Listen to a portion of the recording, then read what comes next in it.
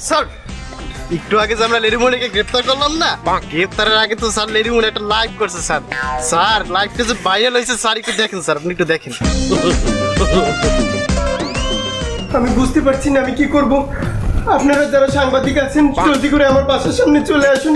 আমার বাসায় কিছু অপরিচিত লোক হামলা করেছে। আমি জানি না আমি আজকে বাঁচবো কিনা। ম্যাডাম আমরা খাবার ডেলিভারি দিতে আসছি, দরজাটা খোলেন। আপনারা খাবার দিতে এসেছেন না, আমাকে নিতে এসেছেন। আমি কিছুতেই দরজা খুলবো না, আমার খুব ভয় করছে। বাইকে ফেলো কইলো। আমি মনে হয় তোমাকে মারা যাবো। আমি স্টপ করবো। আপনারা যারা আমার সঙ্গে এতদিন মদ খেয়েছেন, মজা করেছেন, সবাই আমার বাসায় চলে আসুন। আমি আজকে বাঁচবো না, ওরা আমাকে ছাড়বে না। এই দরজাটা বাইরে হারাতে আর তো পারলাম না। না না, আমি দরজা খুলবোই না। ছি, এত খারাপ। ওকে কিছুগুলোকে জেলে দিয়ে আসি না, ওকে আবার যাই গ্রেপ্তার করতে হবে। স্যার ওকে তো গ্রেফতার করে জেলে নিয়েছি স্যার, আবার কিসের জন্য গ্রেফতার করবো? তাতে কি হয়েছে? ও খালে থাকুক বিলে থাকুক জেলে থাকুক, আবার গ্রেপ্তার করা হবে। যতবার অপরাধ করো ততবারই গ্রেপ্তার করবো। আর তুমি ডিউটি ফেলাইতে এইসব ভিডিও দেখো না, বেকুব